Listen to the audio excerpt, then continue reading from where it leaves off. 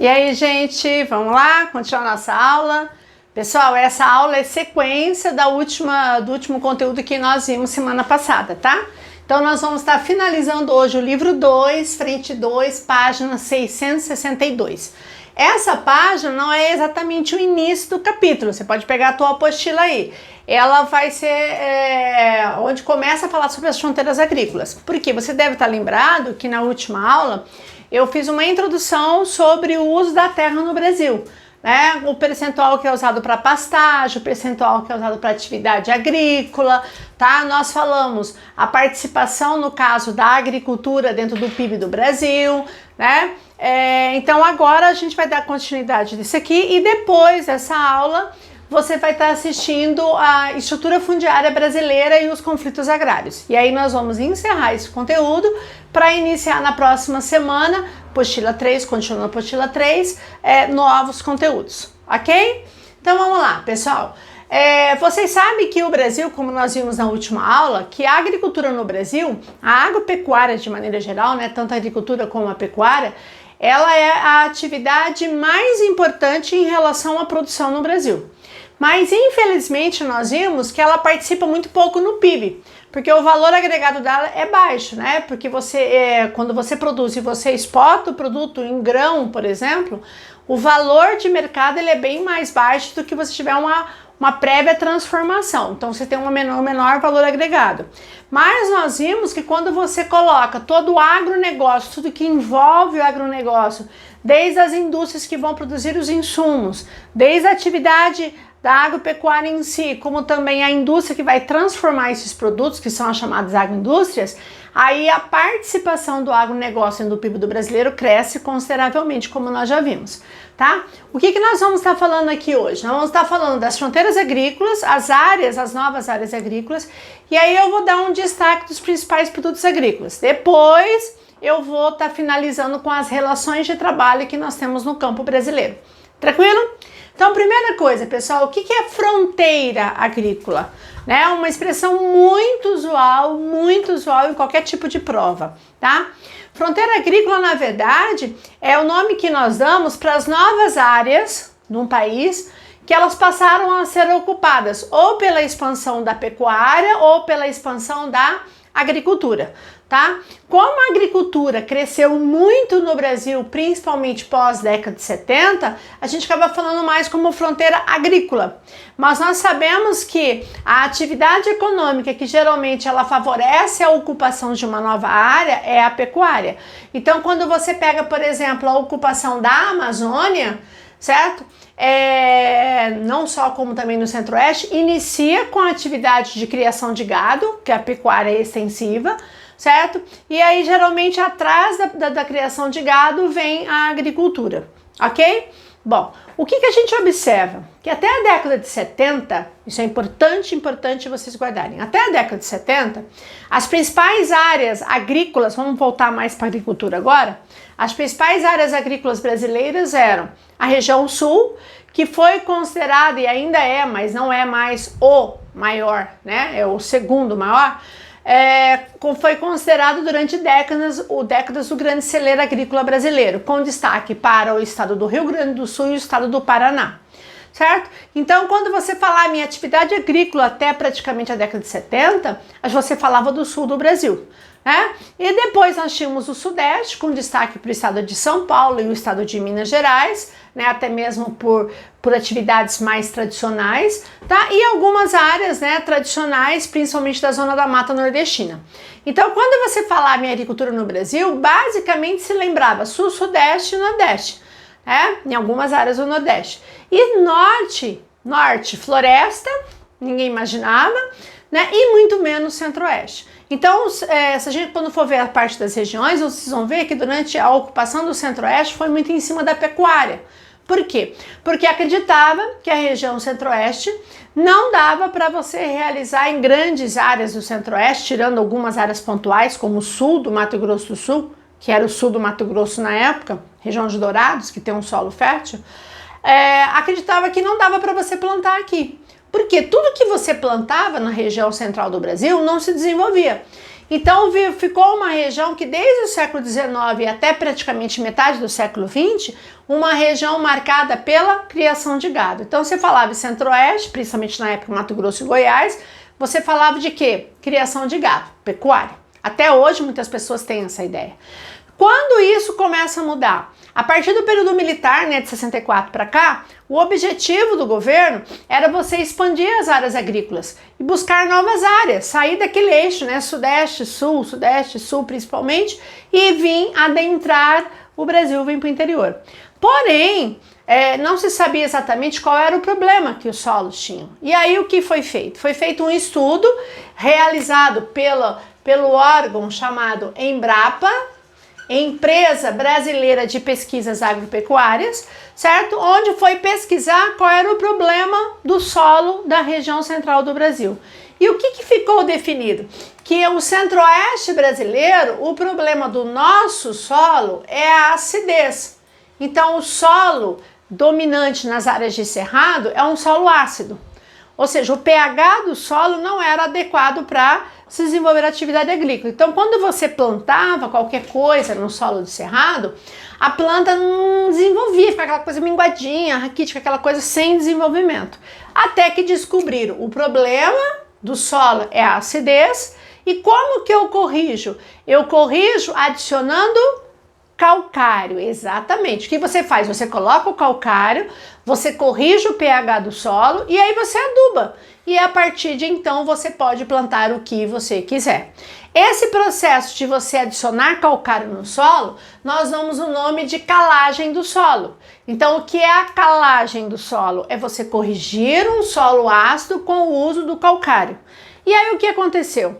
A partir da década de 70, a Embrapa descobriu que para corrigir essa acidez era simples, era você fazer a calagem do solo. E a atividade agrícola que foi testada naquela época foi a soja. Detalhe importante, a soja, ela é uma cultura, pessoal, a soja, ela é uma cultura tipicamente temperada. Como assim?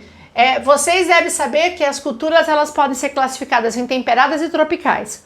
O que é uma cultura temperada? É aquela atividade que ela é adaptada a regiões de clima tipicamente temperado, como o trigo é uma cultura temperada, a soja, certo? Cevada, aveia, são culturas tipicamente adaptadas em regiões com essas variações climáticas e temperaturas mais amenas. Já nós temos culturas tipicamente tropicais, tipo cana-de-açúcar, uma cultura tropical. Ela se adapta num lugar quente e úmido, ok? Laranja, uma cultura tropical, ok? Aí o que acontece? Até então, até os anos 60, o cultivo de soja ela não tinha sido basicamente fortemente introduzido no Brasil, porque até mesmo era uma cultura desconhecida. Certo? Nesse período, a população brasileira, o hábito familiar brasileiro era de você usar a famosa banha do porco. Óleo, quando se usava óleo, era óleo de milho, era óleo do algodão, que era usado como óleo. Mas óleo de soja não era o hábito da população brasileira.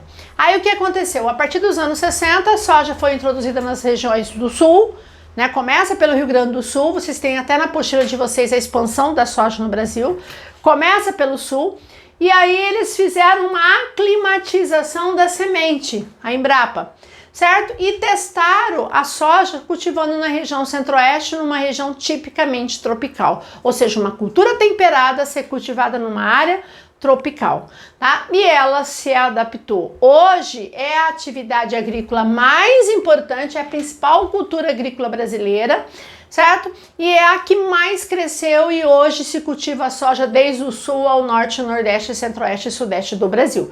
Todas as regiões brasileiras você tem grandes ou pequenas áreas produtoras de soja, ok? Bom, então existe até uma expressão que a gente fala que a soja fertilizou, entre aspas, o cerrado. O que a soja provou? A soja provou que se eu usar a técnica correta e a forma adequada de usar o solo, eu posso plantar o que eu quiser. Aí o que aconteceu? A partir da década de 70, a região centro-oeste virou a grande fronteira agrícola brasileira com a expansão da soja no estado do Mato Grosso e Mato Grosso do Sul, né? Depois vai ter a divisão Mato Grosso e Mato Grosso do Sul. Perdão, Mato Grosso e Goiás, e depois vai dividir Mato Grosso e Mato Grosso do Sul. E aí uma outra coisa bastante marcante que nós não vimos ainda, mas vamos relacionar, é que até então, qual era a atividade desenvolvida no Centro-Oeste? Criação de gado, pecuária, né? E a nossa região, a partir do momento que virou uma área agrícola, ela passou a ser uma área atrativa para os migrantes.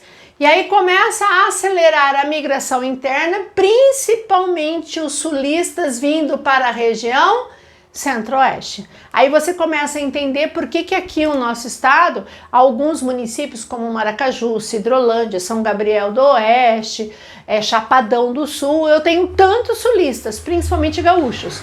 E esses gaúchos, vocês podem ver que eles vieram desenvolver atividades ligadas à agricultura, não tanto à pecuária. A pecuária é mais mineiro, paulista, o sul-mato-grossense em si, né? Que trouxeram também ou vieram desenvolver essas atividades mais tradicionais da região. Mas você falou em agricultura, cara, vai em São Gabriel, vai em Chapadão do Sul, parece que você está num pedacinho do Rio Grande do Sul.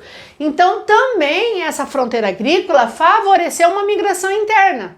Vai ser um período que nós vamos ver na década de 70 que uma grande leva de sulistas vão migrar para o Centro-Oeste e depois em áreas da Amazônia, como Rondônia, sul do Pará, Tocantins e assim por diante. Tranquilo? Bom, essa região aqui, pessoal, do Centro-Oeste, começa a crescer na década de 70 e hoje nós sabemos, olha só, hoje o Centro-Oeste em produção de cereais e oleaginosas e leguminosas, gente, 41%, eu tô pegando o dado aqui da tua apostila, mas se a gente pegar dados mais atuais, tá? Aqui eu tô seguindo o que tá na tua apostila, mas dados mais atuais, se coloca que mais de 50% da produção de grãos do Brasil sai da região Centro-Oeste.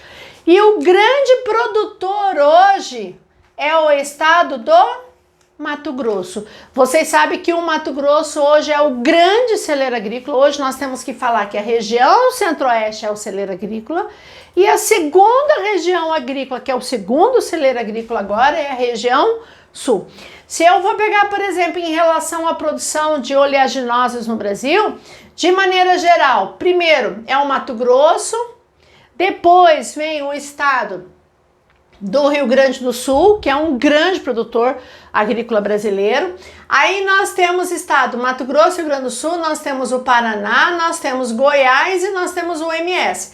Ou seja, os 3 estados da região Centro-Oeste estão entre os 5 grandes produtores de oleaginosas do Brasil, certo? Aí você começa a entender porque o Centro-Oeste é o grande destaque agrícola. Hoje é o grande celeiro agrícola brasileiro. E o grande destaque é o estado do Mato Grosso. Municípios surgiram no Mato Grosso por causa dessa migração, como Sorriso, Sinop, Lucas de Rio Verde, tá? E vários outros municípios que surgiram com a chegada desses sulistas que introduziram essa atividade agrícola na região Centro-Oeste. De boa? Bom, então quando você fala em fronteira agrícola, década de 70, 80, você tem que lembrar da região Centro-Oeste. É lógico que nos anos 80 e 90 foi subindo, né? Porque se você ocupa o Centro-Oeste, aí você vai atrás de novas áreas, você vai subindo. Então, depois da região Centro-Oeste, essa expansão agrícola e da pecuária vai para a Amazônia, ok? E aí, a partir da década de 90, pessoal, a gente vai ter uma nova área surgindo, que é a chamada Matopiba ou Mapitoba, tanto faz, eu gosto mais de Matopiba, né? Mapitoba fica meio estranho. Por que Matopiba? Na verdade, é uma nova área agrícola que pega estados do norte e do nordeste. Então, eu vou pegar quem? MA é o estado do Maranhão. TO, que vai ser o único da região norte, que é Tocantins. Piauí, né? PI. E BA, Bahia. Então, a área de divisa que vocês têm na tua apostila, o mapinha do Maranhão, Tocantins, Piauí e Bahia, a partir da década de 90 virou a nova fronteira agrícola. E qual a atividade que expandiu de uma forma assustadora? De novo, a soja. A soja, pessoal, é aquela atividade que ela chega e ela vai ocupando e transformando o espaço e as relações. E por trás dessa produção vem uma agricultura moderna, mecanizada, com elevada produtividade, com sementes que nós já vimos geneticamente modificada, com toda uma tecnologia, automaticamente o agronegócio ocupa essa região, tá? Então, as fronteiras agrícolas, a tradicional é o Centro-Oeste, década de 70, e expande nos anos 80 para a Amazônia, certo? E a mais nova fronteira, nova entre aspas, né, fronteira agrícola, é a região do Mato Piba, tá? Que também com a expansão do cultivo da soja. Tranquilo? É lógico que todo esse crescimento da agropecuária foi extremamente favorável economicamente falando. Favoreceu os movimentos migratórios, a população se deslocou muito nesse período, porém gera um impacto. Qual é o impacto? O problema foi a devastação dessa vegetação, certo? Essa vegetação original praticamente desapareceu. O cerrado, com a expansão da agropecuária na agricultura, principalmente no Centro-Oeste, desapareceu, porque para eu plantar, qual é a primeira coisa a fazer? Desmatar, tá? Hoje o cerrado é o segundo bioma mais devastado do Brasil, depois da Mata Atlântica, certo? E também a floresta amazônica, também aonde você teve a expansão na Amazônia, inclusive nessa região do Mato Piba, né, que pega a região principalmente do Tocantins, boa parte das áreas da floresta amazônica estão sendo devastadas para a expansão da agricultura. Detalhe, quando eu falo devastação da floresta amazônica, a primeira atividade que chega e inicia o processo é a criação de gado, que é mais fácil. Eu retiro alguma coisa e ponho o gado lá. E aí depois da pecuária, geralmente vem a atividade agrícola, tá? Então não foi só coisas maravilhosas, perfeitas, economia, a pessoa ganha dinheiro, desenvolvimento. Também a gente teve um impacto ambiental muito grande. Então o grande impacto do cerrado brasileiro, que dominava, né, a região central do Brasil, foi a expansão da agricultura na região, a nova fronteira agrícola. De boa? Bom, como nós vimos, a nossa região, a região Centro-Oeste, passou a ser o grande celeiro agrícola. E aí, dentro desses produtos, quais são os principais produtos agrícolas brasileiros? Eu não sei se vocês se recordam que eu falei na aula passada, mas o que é uma cultura? O que é uma cultura temporária e o que é uma cultura permanente? Vocês lembram a diferença que é a cultura temporária e permanente? A temporária é aquela que você prepara a terra, lança a muda ou a semente, germina, colheu, você arranca tudo de novo, prepara a terra, planta de novo e assim por diante. Exemplo, soja. Preparei a terra, lancei a semente, germinou, colhi, prepara a terra, planta de novo. Isso é temporária. Permanente, você plantou e você só colhe o produto. Tipo, café, plantei a muda. Aí cresceu o pé de café, eu vou lá e colho o grão. Acabou a safra, vai florescer de novo, vou lá, colho o grão. Só depois de um certo período que empobrece, enfraquece, que você vai mudar a muda. Detalhe, a cana de açúcar, aparentemente, você fala assim, mas a cana você não arranca tudo. Apesar de você não tirar a muda, né, você vai trocar a muda depois de um certo período. Por que ela é considerada temporária? Porque você vai cortar a cana lá embaixo no pé. Aí ela vai ter que brotar tudo de novo, então ela é considerada temporária. Essas duas atividades são as duas mais importantes atividades. Detalhe importante, o que é mais hoje cultivado no Brasil? Lavouras temporárias ou lavouras permanentes? Predominantemente, as lavouras temporárias dominam a agricultura brasileira e depois a permanente. Principalmente as temporárias na região centro-oeste e sul do Brasil. Certo? E dentro das diversas temporárias que nós temos, eu tenho a soja, que é a principal cultura cultivada. Hoje a soja, para vocês, quando fala soja, é algo super mega comum, mas como eu falei para vocês, até os anos 70 era algo que não se utilizava, certo? Se utilizava, por exemplo, a banha do porco. Aí quando a soja começou a ser introduzida, aí surge o óleo de soja, aí começa a vir os derivados da soja. Hoje você tem soja praticamente presente em tudo. É o produto que o Brasil mais produz e o que o Brasil mais exporta. Então é a principal cultura brasileira, é a soja.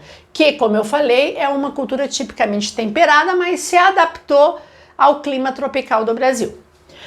A expansão da fronteira agrícola vai ser a soja que vai ser usada na expansão agrícola no Centro-Oeste, vai ser a soja que vai ser utilizada na expansão do Mato Piba, certo? Então é a cultura que mais cresce. E hoje o grande produtor de soja do Brasil é o estado do Mato Grosso. Eu falo que sempre ele é assim, ele era o patinho feio, né? Quando teve a divisão em 77, né? Mato Grosso do Sul. E o Mato Grosso ficou com a parte, né, que tinha capital, mas a parte que era só pecuária, não se plantava nada. Hoje, o estado do Mato Grosso circula uma riqueza absurda. É lógico que os problemas ambientais foram muito grandes, muito piores até mesmo que no Mato Grosso do Sul, certo? Mas hoje, quando você fala em cultura da soja, não só soja, como também milho e outras, algodão e outras culturas, você fala do Mato Grosso, tá? Cana-de-açúcar, uma cultura tradicional, desde a colonização que todo mundo sabe.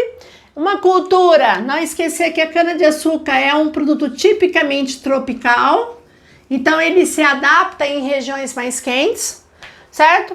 A cana é o segundo principal produto, o objetivo da produção da cana é o etanol e o açúcar, e nós produzimos não só para o mercado interno como externo. E o grande produtor de cana-de-açúcar e de etanol do Brasil é o estado de São Paulo, tá? São Paulo é o maior produtor de cana do Brasil. É só você viajar para o estado de São Paulo e você ver com o preço do litro do etanol, tá? Mas além de São Paulo, a gente tem a produção de cana em todos os lugares, tá? No Nordeste, principalmente no estado de Pernambuco, Alagoas, aquelas regiões tradicionais da zona da mata nordestina, ainda se cultiva cana, certo? Inclusive é uma atividade que chegou aqui na região centro-oeste. Inclusive Mato Grosso do Sul é considerado hoje o terceiro grande produtor de cana do Brasil, ok? Mato Grosso do Sul também a gente tem grandes canaviais, que substituiu muitas áreas de pastagem, áreas que eram de criação viraram hoje canaviais, ok? Um outro produto, o milho, pessoal, é um produto que eu falo que milho é um lugar que se pensou no produto agrícola é o milho. O milho é produzido pelo pequeno, pelo médio, pelo grande, só com objetivos diferentes. Geralmente o pequeno produz o milho verde, né? O médio e o grande é o milho, né? Aquele seco que é usado como ração, certo? Que vai voltado ou para exportação ou para as indústrias, certo? E o milho, os grandes produtores de milho estariam tanto no centro-oeste como sudeste e sul. Então eu falo que o milho é a cultura que todo mundo produz, é uma das culturas mais tradicionais na América, na verdade, ok? Dentro das agriculturas permanentes, o principal produto permanente é o café.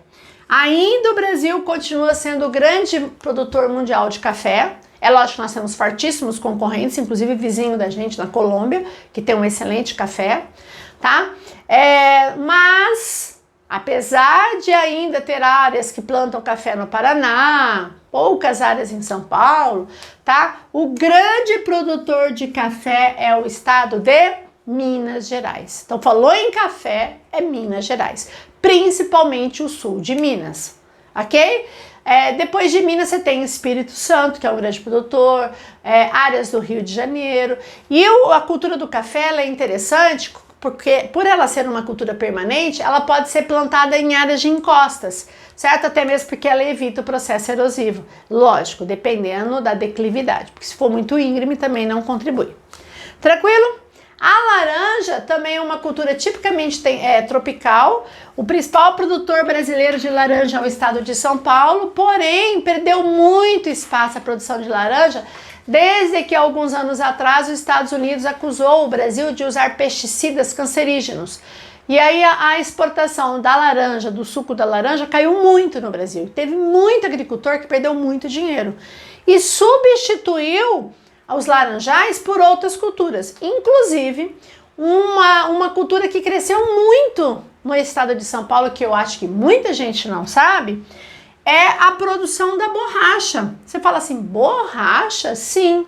Quando você fala em borracha, você lembra do látex, a extração. Só que hoje o maior produtor de borracha no Brasil do látex é o estado de São Paulo, principalmente o oeste paulista, a região de São José do Rio Preto. Aquelas áreas tradicionais de canaviais ou áreas tradicionais de cultivo de laranja foram substituídas pela plantação da seringueira. Aí eles fazem a silvicultura, não é agricultura, silvicultura. plantam mudas de seringueira, onde essas mudas foram trazidas da Malásia, olha só, né? Lembram, né? Ciclo da borracha, que as mudas da seringueira foram levadas para a Malásia, a biopirataria. Essas mudas vêm da Malásia, adaptadas, foram cultivadas no Oeste Paulista, aí por um determinado período elas crescem e você já começa a extrair o látex. Hoje o maior produtor de látex do Brasil não é nenhum estado da região norte, não é nenhuma área de floresta amazônica, é uma área que se cultiva a seringueira para a produção da borracha e hoje o grande destaque é o estado de São Paulo. E aí nós temos outras culturas, né, como o algodão, que é importante, e o trigo. O trigo é importante falar o seguinte, vocês sabem que o trigo é uma cultura tipicamente temperada, ele se adapta em regiões mais frias, como no sul. O Brasil tem uma dependência muito grande de trigo, porque está na base de tudo de massas, biscoitos, pães, porém, o Brasil não é autossuficiente na produção de trigo, a gente depende da importação. Esse trigo vem muitas vezes da Argentina, do Canadá, para abastecer o mercado interno, tá? Então é um produto importante, muito cultivado no sul, mas não é um produto que a gente possa dizer que a gente é autossuficiente. E aí tem outros produtos, né, gente? Cultivo de uva, cultivo do cacau e cultivo de vários outros produtos que têm grande valor no mercado. Mas esses aí, aqui seriam os grandes destaques, ok? Bom, vou dar uma paradinha agora, vou dar um pause, vou dar uma apagadinha no quadro e aí a gente vai voltar para finalizar esse conteúdo, tá? Me aguarde só um minutinho aí. Voltamos, quadro novo, mudamos tudo e vamos continuar nossa aula, vamos terminar? Então vamos lá. Então nós tínhamos visto até agora, falamos das fronteiras agrícolas e falamos dos principais produtos agrícolas. Aqui eu vou dar um destaque geral da pecuária, tá? Não esqueça, galera, que quando você fala em pecuária, é qualquer criação de qualquer rebanho. A gente faz uma relação muito grande no Brasil e pecuária com boi, né? É lógico que a principal criação no Brasil é bovina, mas pecuária pode ser bovina, caprina, suína, ok? Dentro da pecuária, o nosso grande destaque vai ser a criação bovina. Aí dentro dessa criação bovina, nós temos dois sistemas de criação, não sei se vocês lembram das nossas aulas lá atrás. Eu tenho a criação da pecuária extensiva e o gado intensivo. Qual é a diferença básica de uma criação extensiva e de uma criação intensiva? A criação extensiva, o gado ele é criado solto. E a pecuária intensiva, o gado ele é confinado. Ele é preso em estábulos, certo? Aí eu posso ter a criação intensiva tanto de corte como gado leiteiro. Como no caso no Brasil nós temos grandes áreas e área e espaço não é problema, a nossa criação de gado de corte, que é o objetivo da produção da carne, vai ser de forma extensiva, gado criado solto. Mas se você pegar, por exemplo, em países europeus, muitas vezes a produção de gado de corte é criação intensiva, o gado é confinado, certo? Por quê? Se alimentando com base de ração. Porque espaço é um problema, não é o problema brasileiro, ok? Como de alguns países, como uma Austrália, os Estados Unidos, que são os nossos fortes concorrentes, ok? Só que a pecuária extensiva tradicional seria o quê? O gado criado solto, sem seleção de raças, sem cuidados com a pastagem, com a alimentação, sem grandes cuidados veterinários, e aí a produtividade é baixa. Como a criação de gado hoje de corte se visa lucro, abastecer mercado interno e principalmente o externo, eu tenho que ter uma carne de qualidade e eu tenho que ter produtividade do rebanho. Então eu tenho hoje o que a gente chama de pecuária extensiva melhorada, que são todos os cuidados necessários com o rebanho. Esses cuidados são desde seleção de raça, melhoramento genético, né, cuidados com o tipo de pastagem, complemento de alimentação numa época de seca, o complemento à alimentação, tá? Cuidados veterinários, né, para que a gente não tenha problemas no rebanho de saúde, né, no caso problemas sanitários, ok? Como uma febre aftosa, porque se aparecer um foquinho desse problema, a gente perde mercado lá fora. Detalhe, mal da vaca louca não é um problema sanitário tipo do rebanho brasileiro. O mal da vaca louca é um problema sanitário muito comum de rebanhos europeus. Por quê? Porque a contaminação ocorre quando você, no caso o rebanho, consome ração de origem animal. Então, se você pegar algum animal, né, o resto de animais que vão ser triturados e formar uma ração para abastecer um novo rebanho, se ele tiver um problema sanitário, afeta todo o rebanho. Como no Brasil, o nosso rebanho, ele é alimentado à base de pastagem, a gente chama que é gado verde, né, de pastagem ou complementos com sal e alguma coisa, a questão do mal da vaca louca não é um problema sanitário de rebanho brasileiro, mas a febre aftosa, sim. Então, no Brasil, vocês sabem que tem lugares, como por exemplo no sul, existe como Santa Catarina, tem um controle de febre aftosa sem vacinação. Eles já conseguiram controlar sem vacinação. Mas boa parte do rebanho, principalmente do Brasil, principalmente da nossa região aqui, é o controle da febre aftosa com vacinação. E eu não posso errar nesse aspecto, porque senão eu perco o mercado, ok? Bom, então como o nosso gado continua sendo criado solto para o gado de corte, mas com toda uma técnica, com todo um cuidado especial, nós chamamos de pecuária extensiva melhorada, ou alguns chamam de semi-intensiva, ok? Bom, quem são os grandes criadores, quem tem os grandes rebanhos, né, de gado de corte do Brasil? Minas Gerais. Minas Gerais, aqui o grande destaque é o Triângulo Mineiro, região de Uberaba, Uberlândia, grande área produtora de gado de corte, bem Uberlândia, mesmo Uberlândia interior, né? O estado de Goiás também é um estado grande criador. Rio Grande do Sul, com destaque para a região dos Pampas, né? Na região que você tem uma pastagem natural, né? Os campos de vacarias, né? Que é muito comum no sul. Tá? São Paulo, aqui nos Pampas seria, no caso, no Rio Grande do Sul.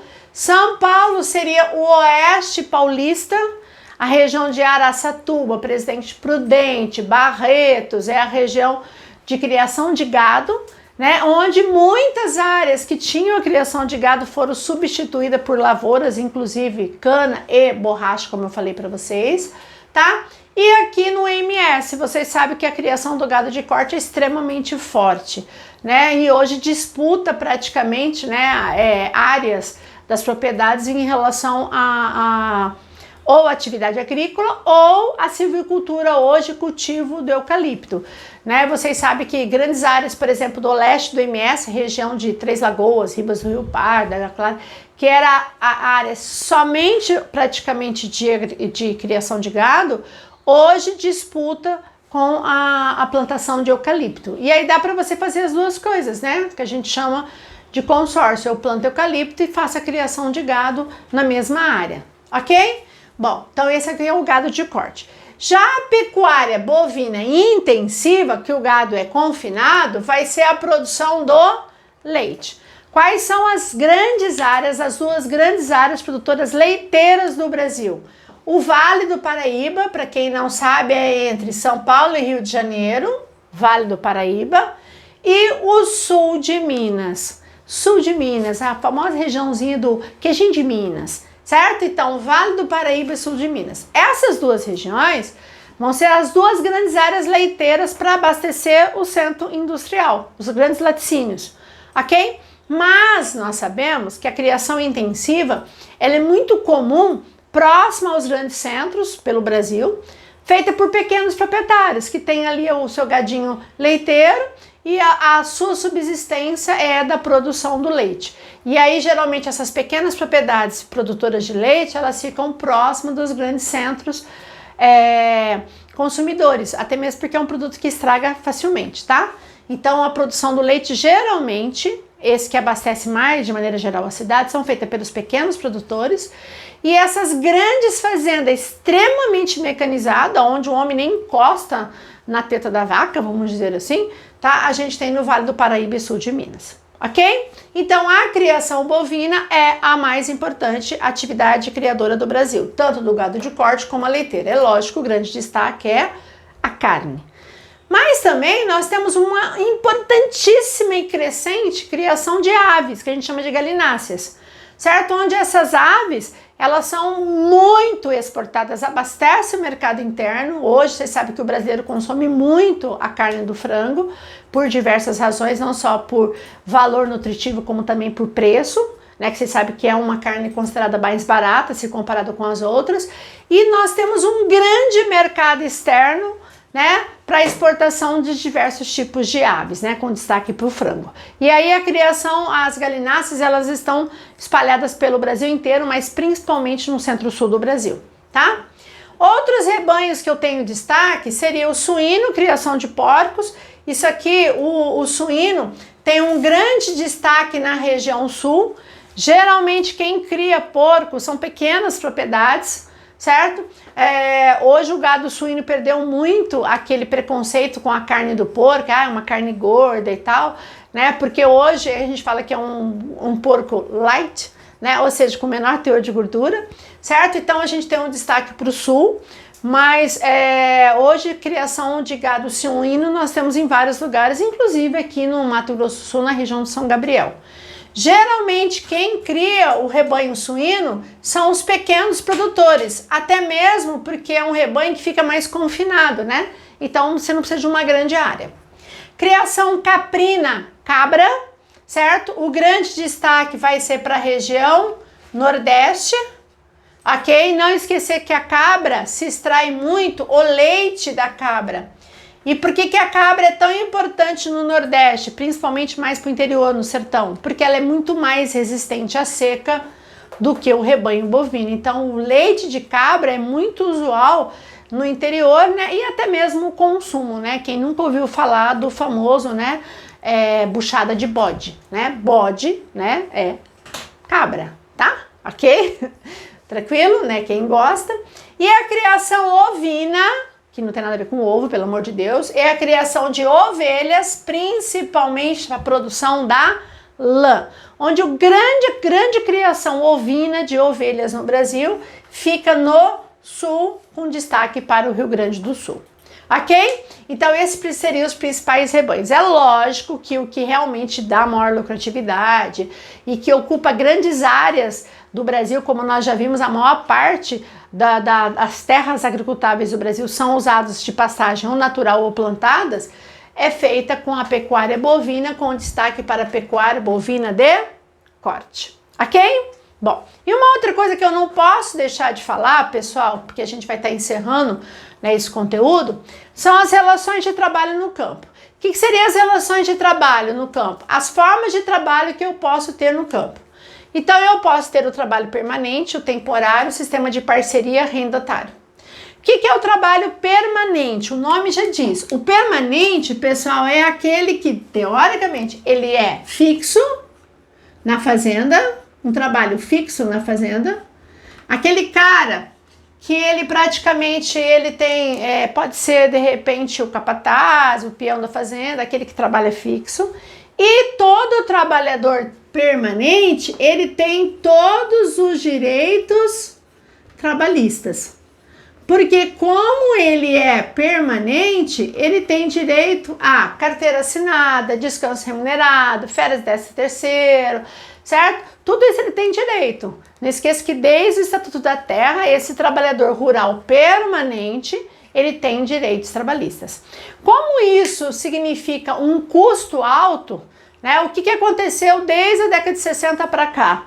Esses trabalhadores permanentes, eles diminuíram em número e houve um aumento de uma nova relação que até então não era muito comum, né? Que é o trabalhador temporário.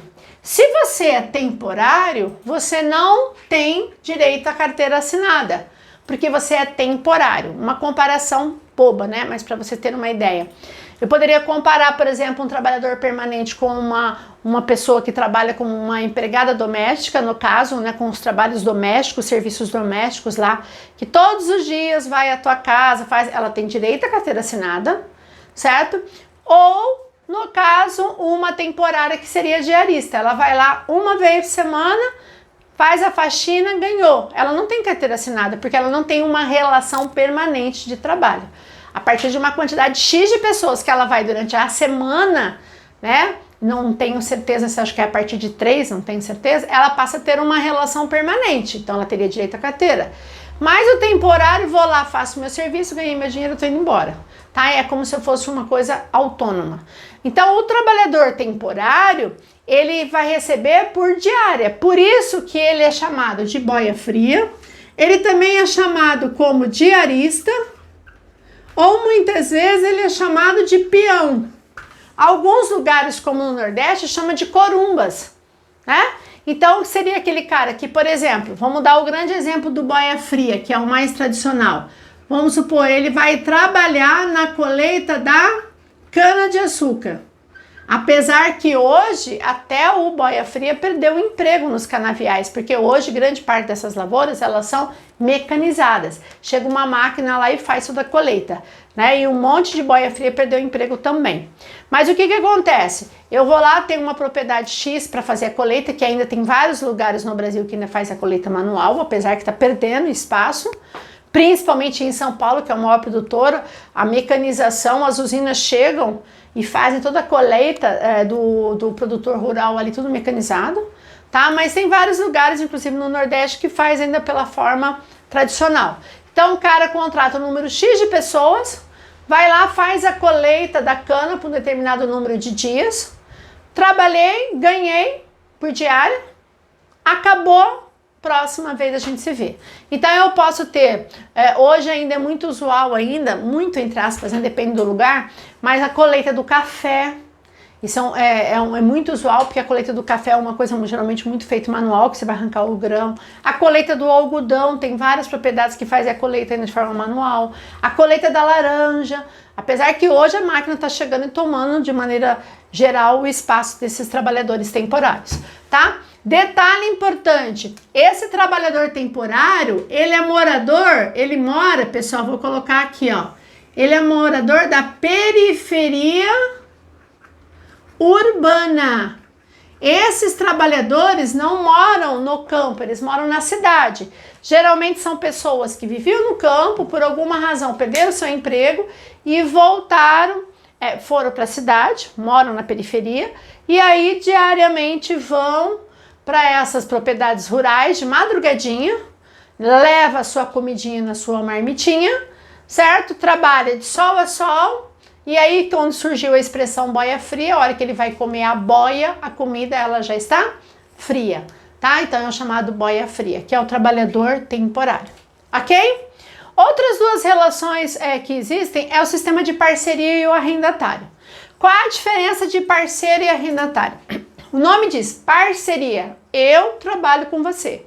Então vamos supor que você tem uma propriedade e por alguma razão você não trabalha aquela terra. E eu quero trabalhar aquela terra. Aí eu falo, ô meu amor, vamos fazer o seguinte, você entra com a terra, você entra com parte, de repente, dos custos, e eu entro com parte dos custos e com o trabalho, certo? Aí, dependendo do acordo, eu posso fazer o sistema de meeiro. O que é meeiro? 50% para cada um. 50% para você, dono da terra, e 50% para mim, que trabalhei essa terra. Aí tem um sistema de parceiro, o meeiro, terceiro, tem o quarteiro, que em algumas regiões do Brasil, no Nordeste, por exemplo, se usa. Vamos supor, você tem um gado. Aí eu vou cuidar do seu rebanho, sistema de parceria. De cada 4 bezerros que nascem, 3 é seu, porque o rebanho é seu, 1 é meu, certo? Aí o que acontece? Eu vou cuidar bem do seu rebanho, porque eu vou ter o meu também. Isso é um sistema de parceria. Já o arrendatário, pessoal, ele é uma espécie de aluguel, certo? Você tem uma terra, você não usa. Eu falo, ô, fulano, arrenda sua terra, tantos hectares, eu posso arrendar para formar pastagem, de repente eu tenho um rebanho e não tenho pasto, então eu arrendo terra para pastagem, ou eu posso arrendar e plantar alguma coisa. Um detalhe importante, que o arrendatário, como é uma espécie de aluguel, se eu, arrendatária, levar prejuízo, vamos supor que eu plantei, sei lá, milho, aí teve uma longa seca, perdi toda a safra, o problema não é seu. Eu vou ter que pagar o valor X do combinado desse aluguel, que pode ser ou em espécie, em dinheiro, ou pode ser em produção. Muitas vezes é pago por sacas, certo? O parceiro não, o parceiro ganha-se junto ou perde-se junto. O arrendatário eu aluguei, certo? Se eu tive um lucro acima da média, sorte minha. Se eu tiver prejuízo, o problema não é seu, ok? Então essas relações, pessoal, são relações muito comuns no campo. É lógico que as mais usuais é a permanente e a temporária. A temporária é a que mais cresce, porque cada vez eu preciso de menos mão de obra, certo? Então eu preciso muitas vezes naquele determinado período, vamos supor até mesmo na criação. Eu preciso vacinar o gado, né? Preciso de muita gente. Eu contrato o número X de peão, vai lá, vacinou, recebeu a diária, tchau e benção. Quer dizer, eu não tenho uma relação permanente, mas uma relação temporária, tá? Essa aqui, no caso, as permanentes, elas diminuíram muito, mas elas existem. Aí uma outra importante a gente falar é o sistema de peonagem, tá? Que é análogo à escravidão. Na verdade, todo mundo sabe que desde a Lei Áurea, né, trabalho escravo é proibido. Porém, nós sabemos que esse sistema de escravidão, de servidão, ainda existe muito no Brasil, infelizmente. Na verdade, esse sistema de escravidão, ele fica preso, entre aspas, pela quê? Pela dívida. Geralmente ele acaba se endividando, tá? Muitas vezes causado pelo próprio patrão, né? É aquela promessa de repente, geralmente esse sistema de peonagem, eu tenho o intermediário, que é o chamado gato. O que o gato faz? Ele vai lá, contrata um número X de pessoas para trabalhar na tua propriedade. Geralmente são propriedades de difícil acesso, lá no meio do Pantanal, lá no meio da Amazônia, tá? Ou tem que ser lugar de difícil acesso, para dificultar o cara fugir. E aí ele contrata essas pessoas com uma série de promessas. Promessa que ele vai ter alimentação, que ele vai ter muitas vezes alojamento e tal, ganhando salário X. Chega lá, ele se depara com uma renda totalmente diferente do que é prometido, mas não tem nem como ele vazar do lugar, certo? E muitas vezes, quando eles tentam fugir, muitas vezes são presos, são espancados, então tem várias histórias, tá? E geralmente quando alguém escapa, porque sempre tem algum mais esperto que escapa e denuncia, geralmente o fazendeiro nunca sabe. Eu não sabia disso. Na verdade ele sabe, mas fingir que não sabe. Aí cai na culpa do gato, tá?